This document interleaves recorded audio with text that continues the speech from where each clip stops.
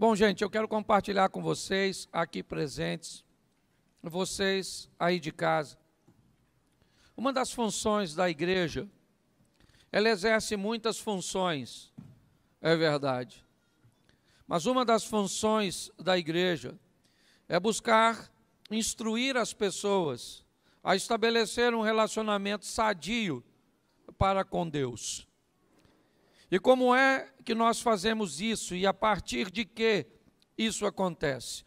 Instruindo essas pessoas através da palavra de Deus, para que elas consigam entender e ir amadurecendo. O relacionamento de Deus ou com Deus, ele é crescente. O relacionamento com Deus é aquilo que vai, é aquele relacionamento que ele vai evoluindo gradativamente. E quanto mais entendimento nós venhamos ter de como as coisas funcionam para ele, mais fácil fica a nossa vida e as nossas decisões. A maioria dos problemas que temos no relacionamento divino, aliás, em todos os relacionamentos, seja ele interpessoal, é o conflito de interesses. É quando aquilo que interessa a outra parte não me é tão interessante, não me é tão conveniente. Quando alguma coisa é altamente conveniente para minha esposa, mas também me traz um nível de conveniência, de satisfação, de retorno, é fácil associar e encaixar os dentes dessa engrenagem. Mas quando os interesses dela sobrepõem os meus interesses, nós vamos viver então um conflito de interesses. E provavelmente então vamos ter uma discussão, vamos ter um desequilíbrio, vamos ter um nível de estresse. O relacionamento com Deus também não é diferente. Todas as vezes que o que Deus orienta, ou todas as vezes que eu tenho que fazer algo que vai levar interesse ou vantagens para Deus e não para mim, eu também começo a ter problema de praticar esse tipo de procedimento, seja ele no âmbito financeiro, seja ele no âmbito emocional, onde for. Se eu sentir que vou levar a algum nível de prejuízo, automaticamente eu vou me fechar para essa possibilidade. E aí nós vamos acabar obtendo problemas no nosso relacionamento. Muitas pessoas convivem em seu relacionamento com Deus e enfrentam muita adversidade durante longos tempos, caminhando ao lado do Senhor e não alcançando resultados. E muitas vezes, quando nós vamos olhar para isso, o que nós descobrimos é que essas pessoas sequer foram capazes de descobrir o que Deus ama. E se descobriram o que Deus ama, muitas vezes não conseguiram amar. Eu digo aqui que amar a Deus é fácil, o difícil é amar aquilo que Ele ama. Esse é o grande desafio nosso. Então eu quero falar um pouco com vocês nesse dia que estamos aí, 13h30 de oração, e o tema da minha mensagem é Venha o Teu Reino. Eu quero mostrar a você que a proposta bíblica, antes de ir para o céu, é trazer o céu para a terra. Antes de chegarmos lá, é trazer lá para cá. É adoçarmos os lábios das pessoas com um estilo de vida, com uma proposta divina que vai trazer para mim e para você bem-estar, satisfação e muitas vezes, é verdade, conflitos. E como é que nós vamos adquirir essa intimidade? Através da oração. Pois Deus tem muitas maneiras de falar conosco. Muitas maneiras ou por muitos meios, Deus pode falar conosco. Ele pode falar conosco por sonhos. Ele pode falar conosco por mensagens, por pregações. Ele pode falar conosco por canções. Ele pode falar conosco pela memória, pelas lembranças que temos. Ele pode falar conosco por textos. Então, a maneira que Deus pode falar conosco, ela é muito variada. Mas nós, basicamente, só temos uma maneira de falar com Deus. E que maneira é essa? A oração. É apenas através da oração que nós vamos falar com Deus. E podemos orar de duas formas. Nós podemos orar com as nossas palavras e podemos orar com os nossos pensamentos. Se palavras fosse o único meio de alguém se relacionar com Deus, como ficaria a vida espiritual de um mudo, que não tem como emitir, certo? Uma palavra. Então, nós também, muitas vezes, estamos em ambientes cujos quais entramos em oração e não pronunciamos nenhuma palavra. O texto diz que quando Ana está orando em Siló, o sacerdote olha para ela. Seu lábio se movia, mas palavra nenhuma saía de sua boca. Naquele momento, a mente de Ana estava falando com Deus. Estava apresentando a Deus as suas causas. Então, se é através da oração, é muito importante nós entendermos, e eu preciso gastar um tempo mostrando isso para a igreja, porque me parece que tem muita gente que acaba achando Deus não está me ouvindo, eu estou fazendo alguma coisa de errado, porque é que eu não obtenho os resultados que eu quero através da oração, aplicando textos isoladamente em sua vida de oração. E quando isso começa a acontecer, inevitavelmente nós somos seres humanos. Nós vamos começar a questionar se nada acontecer. Nós vamos começar a duvidar, mesmo apesar de tudo aquilo que temos vivido até hoje, na presença de Deus, basta as coisas ficarem por um tempo maior, um pouco difíceis, que nós já começamos a questionar, nós que temos experiências. Imaginem quem não tem. Então, quando olhamos para isso, eu quero mostrar a vocês alguns tipos de oração. A primeira oração é aquela que nós fazemos por ações de graça, e ela está no Salmo 92. Quando nós olhamos, vai colocar aqui, Salmo 92. Como é bom render graças ao Senhor e cantar louvores ao teu nome, ó Altíssimo. Anunciar de manhã o teu amor leal e de noite a tua fidelidade. Só 5 versículos. Ao som da lira de 10 cordas e da citara e da melodia de harpa. Tu me alegras, Senhor, com os teus feitos. As obras de tuas mãos levam-me a cantar de alegria. Como são grandes as tuas obras, Senhor. Como são profundos os teus propósitos. Preste atenção, isso é uma oração. O indivíduo que está fazendo isso, o que ele está fazendo? Ele está rendendo graças. Ele está agradecendo a Deus por tudo aquilo que Deus tem feito. É um tipo de oração. Muitas vezes imaginamos que todos que estão na igreja estão aqui apenas para pedir ou para interceder, e eu já vou falar dessas orações. Mas quantos hoje, neste lugar, estão aqui rendendo graças a Deus por tudo aquilo que tem feito? Hoje você não tem nenhuma necessidade para pedir, hoje você não tem ninguém para interceder, e você está aqui só em ação de graças. Levante a mão, por favor. Aí tem um grupinho, louvado seja Deus.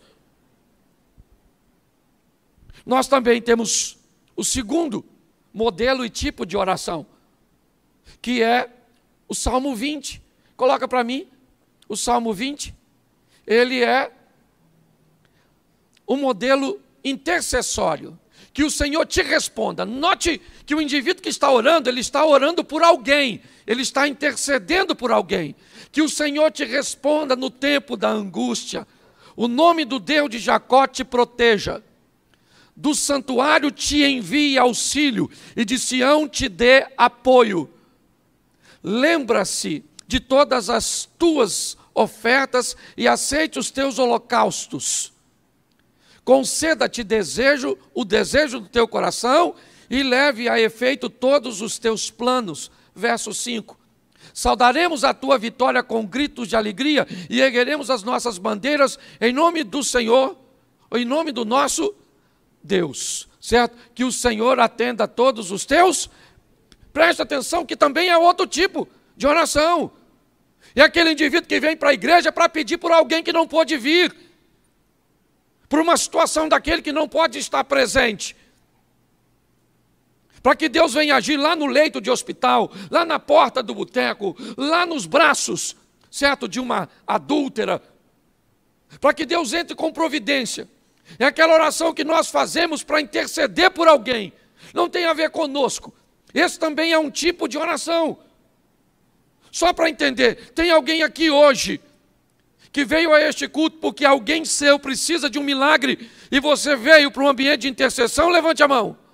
Aí, nós temos outro grupo. Dá para ver que no meio ele é bem eclético. Nós temos também a oração de confissão. Salmo 32, eu peguei só 5 versículos de cada salmo. Mas para entendermos isso, como é feliz quem tem suas transgressões perdoadas e seus pecados apagados.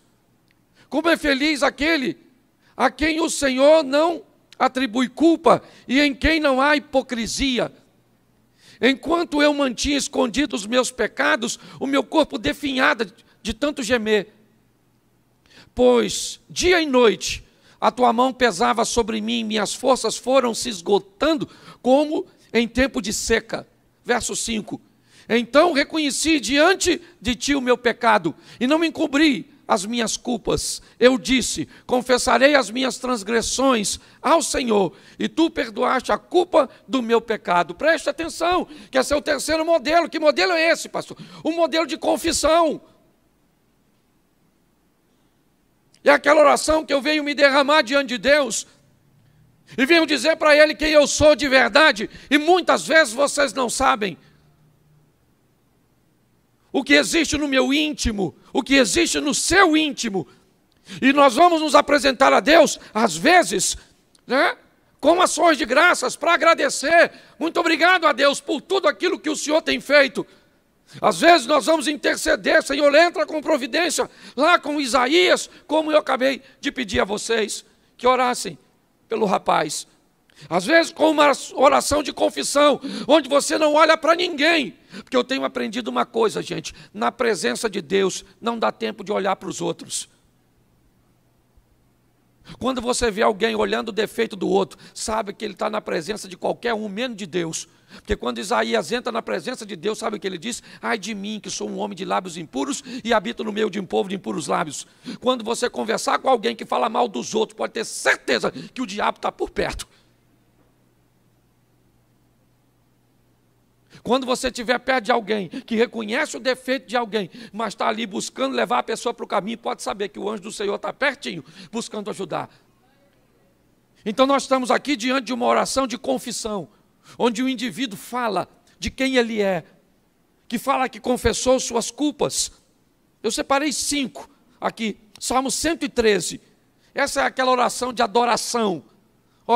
Louvem, ó servos do Senhor, louvem o nome do Senhor. Seja bendito o nome do Senhor desde agora e para sempre. Do nascente ao poente, seja louvado o nome do Senhor. Verso 4, o Senhor está exaltado acima de todas as nações, acima dos céus está a sua glória. Verso 5, quem é como o Senhor, o nosso Deus, que reina em seu trono nas alturas? Preste atenção, que isso é uma oração de quê? De adoração. É aquele dia que nós vamos adorar pelo que Ele é, não é porque Ele nos deu. Porque se Ele nos dá, Ele é Deus, se Ele não dá, Ele é Deus, se Ele fizer, Ele é Deus, se não fizer, Ele é Deus, se eu entendo, Ele é Deus, se eu não entendo, Ele é Deus, se está vivo, Ele é Deus, se morreu, Ele é Deus. E aquela coisa, eu vou adorar e pronto. Isso também faz parte da nossa oração. E nós temos a mais comum, Salmo 54. Que não tem nada de errado, mas é a turma do pedir. Certo? Salva, meu Deus, pelo teu nome. Defende-me pelo teu poder. Sei que a maioria está nesse. Esse aí sou eu, pastor. Ouve a minha oração, ó Deus, e escuta as minhas palavras. Estrangeiros me atacam. Homens cruéis querem matar-me, homens que não se importam com Deus. Certamente, Deus é o meu auxílio, o Senhor que me sustém. Recai o mal sobre os meus inimigos, extermina-os por tua fidelidade. Essa é a oração da petição. Certo? É a turma que veio pedir. Não vou perguntar quantos são, porque sou pastor e aprendi uma coisa. Esse é o maior grupo. Preste atenção. Na minha opinião, todas as orações são ouvidas por Deus. Amém? Porque Ele é onisciente. Antes de nós falarmos, Ele já sabe. Certo? E para mim, todas as orações são respondidas por Deus. Todas. Pastor, não concordo. Tem umas que Ele não responde. Por que não é resposta? Te ensinaram que Deus é uma vaquinha de presépio. E que você, Senhor, que se fizer assim, o povo vai embora. E aí nós começamos a usar a Bíblia de forma errada.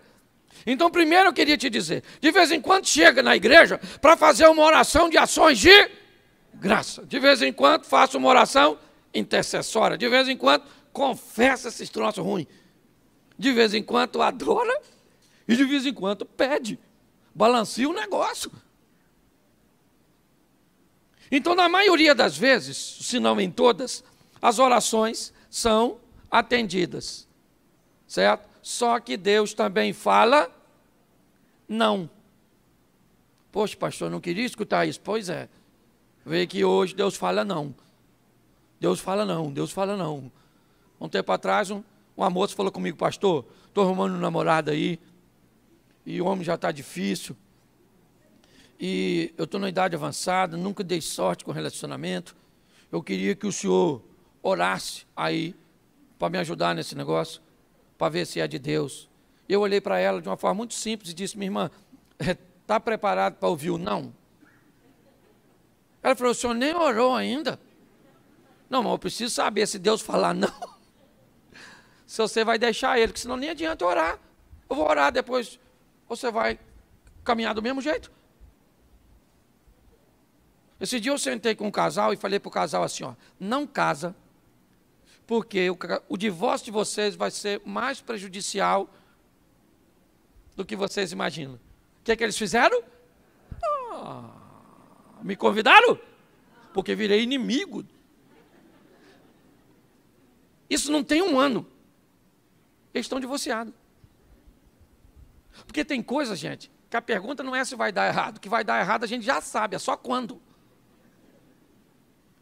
Às vezes a pessoa fala, pastor, vê aí onde é que eu errei. Eu examino a situação e eu descubro que eu tenho que tentar descobrir onde é que ele acertou.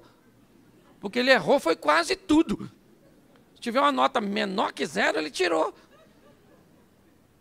Então o que nós precisamos fazer é levar a vida mais a sério. O grande desafio das nossas orações é que quase 100% delas ou são intercessórias ou são de petições. Poucas vezes entramos por essas portas com um propósito único de adorar, de fazer ações de graças. E ainda temos um pouco de confissão, é verdade. Mas a grande maioria é sempre focada em interceder por alguém ou pedir para mim. E aí nós vamos nos deparar com aquilo que eu disse no começo. O que, pastor? Os conflitos de interesse. Então, para mim, você precisa saber algumas coisas que eu considero muito importantes. Mateus 18. Coloca para mim verso 19. Mateus 18, verso 19. Também, não abra na Bíblia não. Olha para aqui, por favor. Também digo que, se 2 de vocês concordarem na terra em qualquer assunto sobre o qual pedirem, isso será feito a vocês por meu Pai que está nos... Preste atenção nesse texto. Cuidado para você não isolar isso e pegar isso aqui como verdade absoluta. Aprenda que texto sem contexto pode levar você para o buraco. Preste atenção em Marcos 9,18. E não esqueça desse texto não. Mas preste atenção, Marcos 9. Onde quer que o apanha, joga-o no chão, ele espuma pela boca, range os dentes e fica rígido. Pedi aos teus discípulos que expulsassem o espírito, mas eles não conseguiram. Preste atenção. 2 discípulos estão voltando com Jesus do monte. Este homem pega o filho dele e leva para 10 dos discípulos de Jesus orarem. Não foram 2, lembra do texto anterior? Onde 2 estiverem reunidos e tudo que pedirem, lembra? Só que o texto diz que tem 10 camaradas orando para o demônio sair deste garoto. E o pai do menino diz: eu trouxe para o senhor não estava, eu apresentei seus 10 discípulos, eles oraram pelo menino e o demônio não. Presta atenção, tinha mais de 2. E aí Jesus explica algo que os discípulos não tinham ainda sensibilidade para entender. Muito mais do que poder de oratória, nós precisamos ter a sensibilidade para fazer a leitura espiritual do momento. Não é volume de voz, gente. Vamos gritar que o demônio sai. Vamos gritar que a bênção acontece. Aliás, eu nunca vi, vou dizer nunca, raras vezes, alguém gritando em oração na Bíblia. Pelo menos o texto nos dá a entender que não precisava. Sai. Entendeu? Às vezes é só questão de autoridade. Quantas vezes a senhora, às vezes, grita com o seu filho para tomar banho durante o dia? Vai tomar banho, garoto! Vai tomar banho! E o menino não vai. Aí quem é que chega de noite? O pai diz: garoto, vai tomar banho agora. Ele nem gritou. Certo? Pelo menos os homens de antigamente. Os homens de hoje, o filho fala: vai tomar banho, senhor. Né? Mas a turma mais velha sabe que o negócio é diferente. Então preste atenção. Eu preciso que vocês entendam. Eu já cansei de ver gente, reúne o povo e diz assim: vamos orar, porque o que nós pedimos agora aqui, onde 2 ou mais estiverem reunidos, vai devagar, santo varão. Fale com o Eterno primeiro. Senhor, é isso mesmo? Não é? Como é que funcionam as coisas? Que senão você começa a ter o procedimento errado e pedir aquilo que nunca vai acontecer. Nós temos que ter maturidade para entendermos isso. Posso ouvir um amém?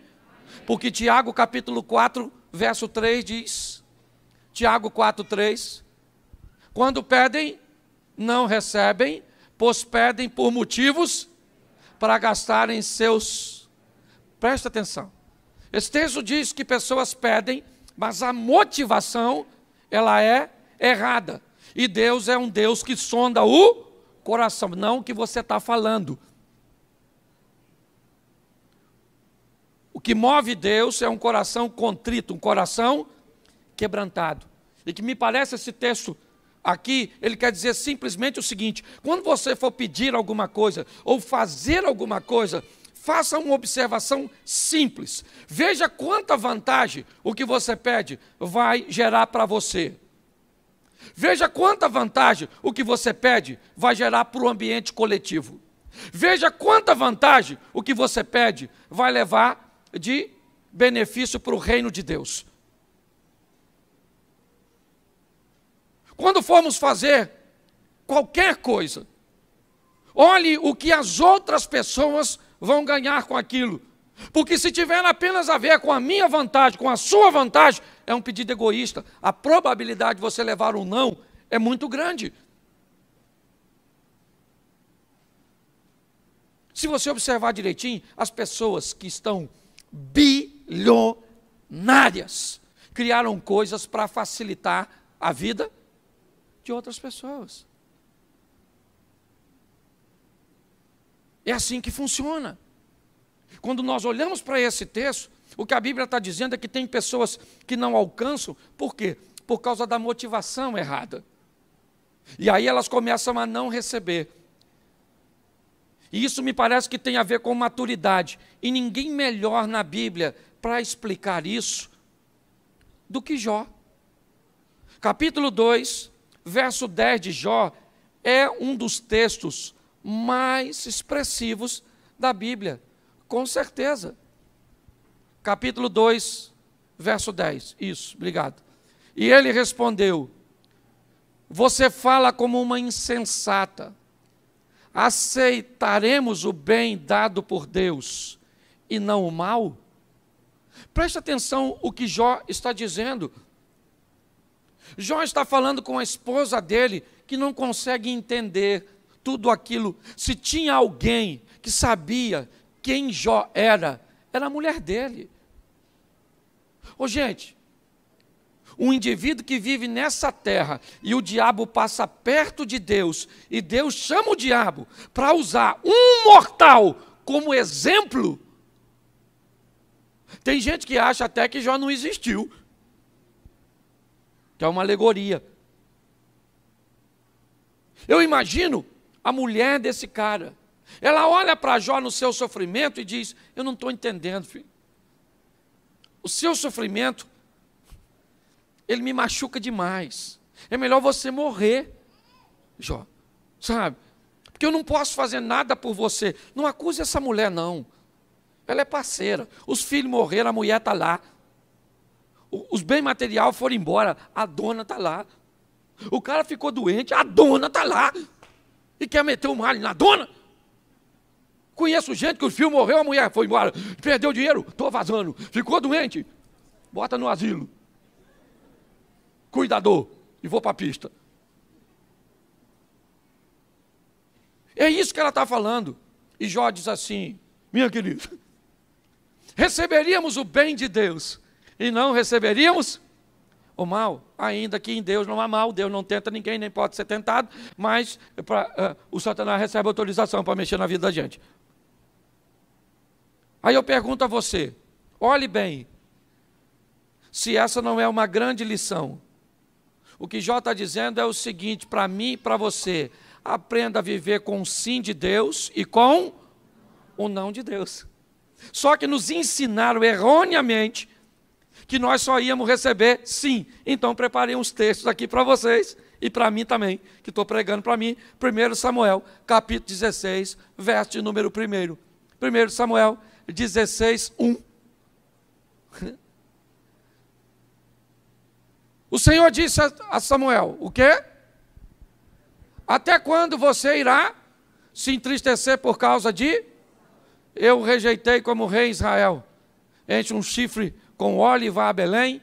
Eu enviarei a Jessé, escolhi um de seus filhos para fazê-lo rei. Preste atenção. Sabe quem é esse cara? Samuel. Sabe quem é Samuel? Nada mais, nada menos que um juiz, um sacerdote e um profeta. Esse cara só perde em títulos para Jesus, que além dos 3 que eu citei, também é rei, e Samuel não foi. Pensa num cara que tinha intimidade com Deus e era desde garotinho na casa do Eli. Lembra? O cara que cuidou dele e caiu da cadeira para trás, quebrou o pescoço? O Elisão, lembra dele? Pois é. Samuca falava com Deus desde novo. Um menino extraordinário. E um dia ele está lá orando. Uma oração intercessória. Senhor, abençoa o Saul. Saul é maneiro. É o primeiro rei. Vacilou, mas perdoa. E o que Deus falou? Para o juiz, sacerdote, profeta, gente boa. Até quando, Samuel? Vai ficar me enchendo a paciência com esse assunto. Eu já falei que não quero Saulzinho. Entendeu? Saul caiu, mano. Entendeu? Sabe? Já era o Saul. Enche o teu vasinho de azeite, desce a Belém, porque já escolhi até outro rei para botar no lugar dele. O que é isso? É Deus falando não para um profeta. Se ele falou não para um profeta, não vai falar para mim nem para você? Se você não sabe se relacionar com Deus, vai embora. Mas tem que aprender a ouvir não. Porque o não de Deus é para o nosso. Isso aí. Então, Deus gostava do Samuel? Samuel estava em pecado? Fez alguma besteira? Não. Mas Deus disse não. Então, quando você for orar, veja se Deus vai falar não, não, não e não. Quer que eu desenhe? Não. Você quer mais exemplo? Separei 3. 2 Samuel, capítulo 12, verso 15 e verso 18 depois. 2 Samuel 15, verso 18. Isso.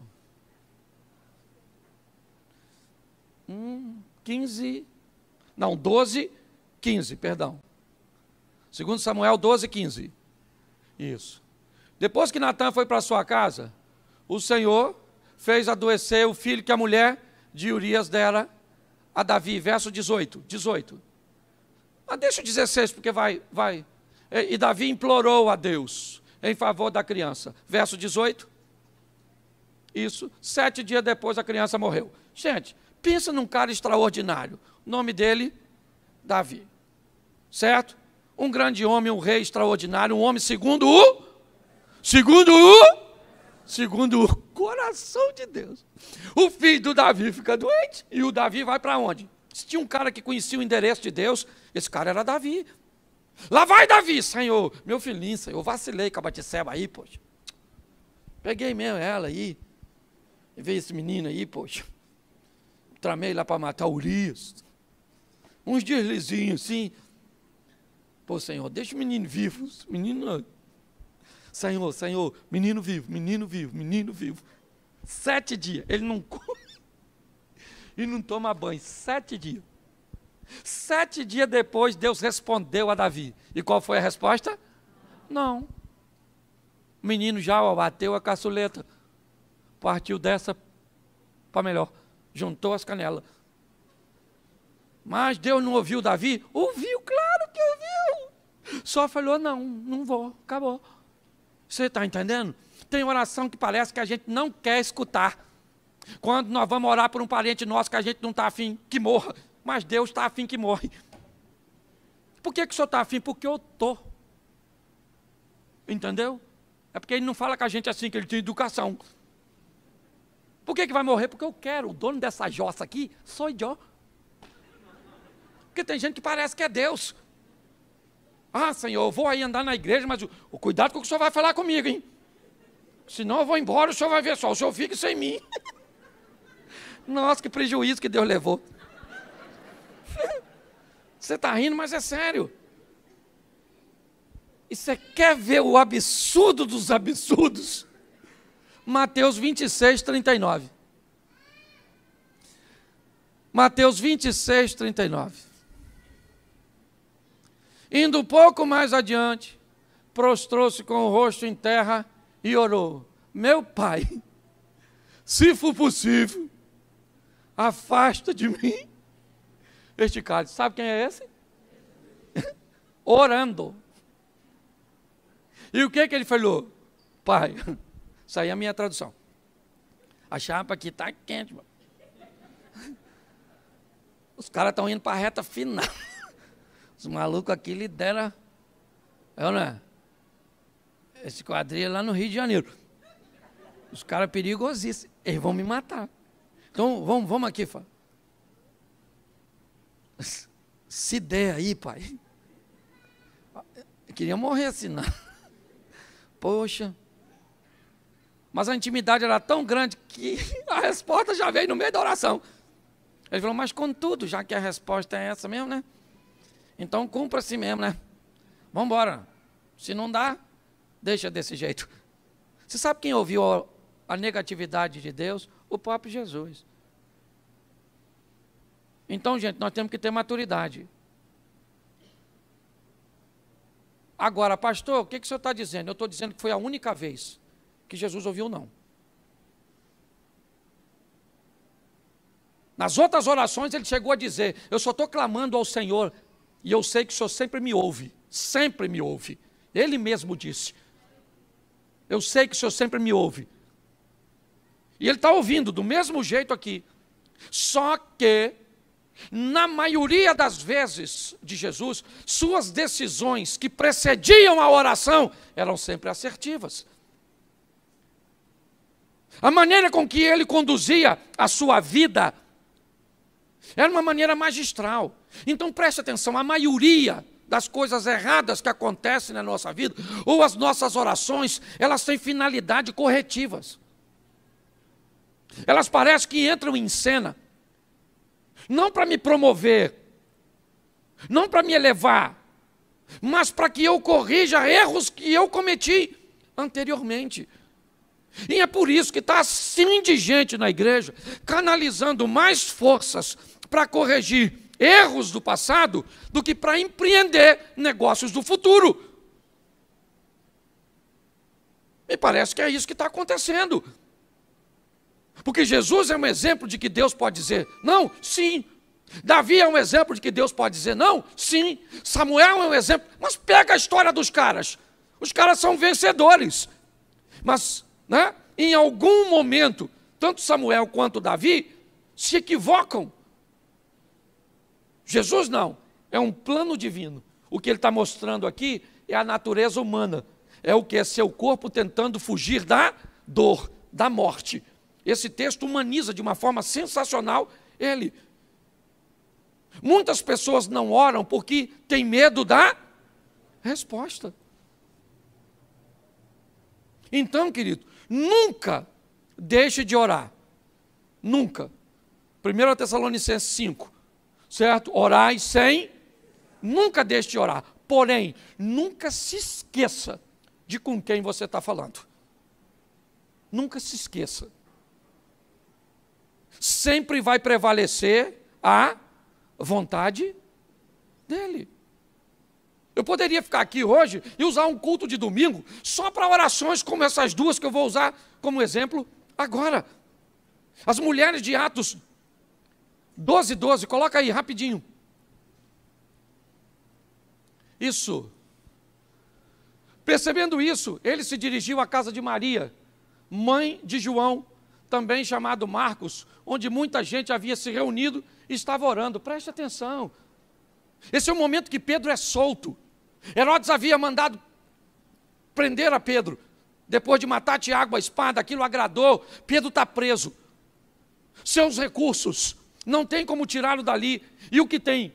Gente orando na casa de Maria, mãe de João Marcos. E é para lá que Pedro vai. Depois que é liberto. O que é isso? Uma oração que entrou, né, na presença de Deus e Deus ouviu positivamente. Mas qual é a diferença das outras três, pastor? Eram petições do mesmo jeito, de gente que Deus amava, mas estavam pedindo coisas que não estavam no plano de Deus. Esse é o grande desafio nosso. Antes de pedir alguma coisa, descubra se qual é o grau do que eu estou pedindo que interessa para Deus. E você vai ver que as coisas vão ficar muito mais fáceis. Gente, muito mais fáceis. Coloca isso na sua vida. Para de ser imediatista. Para de querer as coisas instantâneas.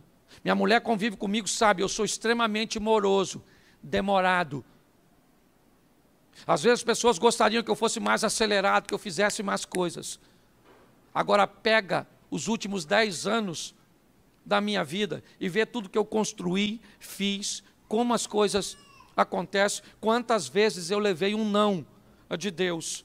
Porque antes de te buscar fazer alguma coisa, veja se o que você quer fazer está alinhado com o que Deus quer para você. Pare de usar os outros como medida. O carro dos outros não é para você, a vida dos outros não é para você, certo? A posição do outro não é para você. Quando eu era garoto ali na Praça da Mantiqueira, eu morava ali, lá em frente onde tem aquelas mesas de ping-pong, onde minha tia que me criou estava ali. E eu estudava no Monteiro Lobato. E a rodoviária era bem cá na frente, onde estão fazendo aquela lanchonete nova. E quando eu saía do colégio, quase todos os dias, que um ônibus estava saindo, eu saía correndo com o ônibus para chegar em casa primeiro que ele.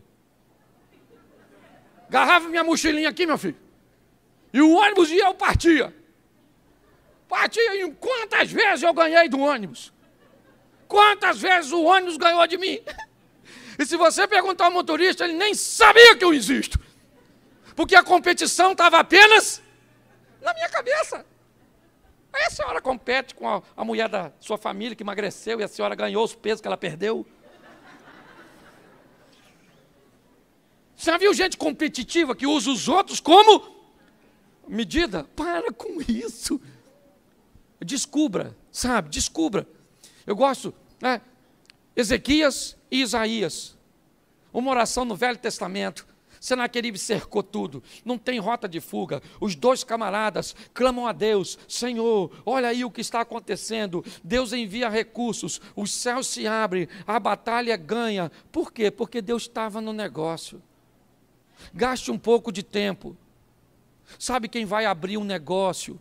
O que faz quando é sério? Quando alguém é sério e quer abrir um negócio, ele estuda o mercado no local onde ele quer abrir. A potencialização do produto que ele planeja vender. O preço médio que as pessoas que estão interessadas no seu produto são capazes de pagar. Porque às vezes o produto é bom, mas se for colocado no lugar errado, ele não vai ter sucesso. E aí parece que seu produto é ruim. E às vezes ele não é ruim, ele apenas está no lugar errado. Mas sabe o que as pessoas imaturas fazem? Mergulham de cabeça. E quando vai ver, quebram em lugares com coisas que poderiam prosperar. Reposicione-se, porque eu termino aqui. Ninguém melhor do que Jesus para dizer qual é a oração. O Pai Nosso não é uma oração para ser repetida. Ele é uma oração para ser implantada na vida. Repetir o Pai Nosso não é nada. O segredo do Pai Nosso é entender que não é eu vou para o teu reino, é venha o teu reino. O segredo do Pai Nosso é entender que o Pai e o pão são nossos, mas o reino e a vontade é dele. Que tem que ser santificado porque eu sou filho. Santificado seja o seu nome. Olha, Pai Nosso que estás, santificado seja o teu. Por quê? Porque eu sou filho. Sabe a santificação que diz no começo? É a tentação sendo vencida. Lá no final. Sabe qual é o problema, igreja?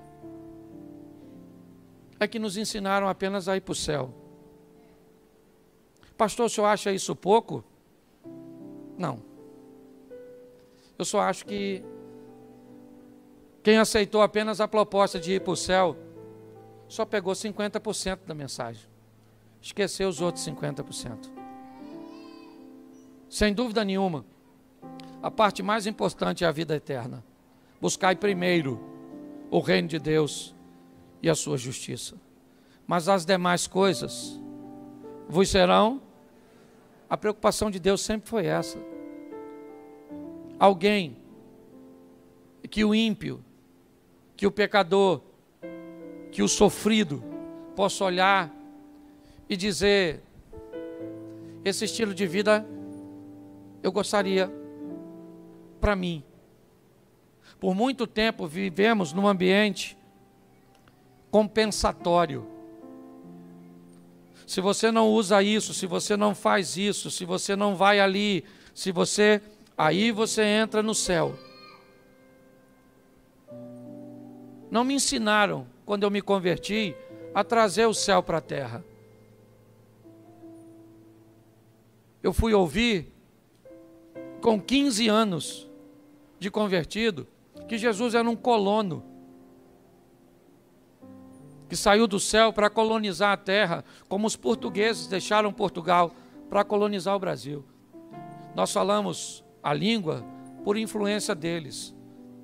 Nossa arquitetura, ou a maior parte da nossa arquitetura no Brasil, tem influência deles. Costumes. Hoje vivemos aqui a influência de um colono que chegou aqui há tantos anos atrás. O que a Bíblia está dizendo é: Cristo deixou os céus para colonizar a terra. para trazer a cultura dos céus para nós. Aprenda a lidar com esse relacionamento e você vai melhorar seu casamento, você vai melhorar seus negócios, você vai melhorar sua vida com Deus.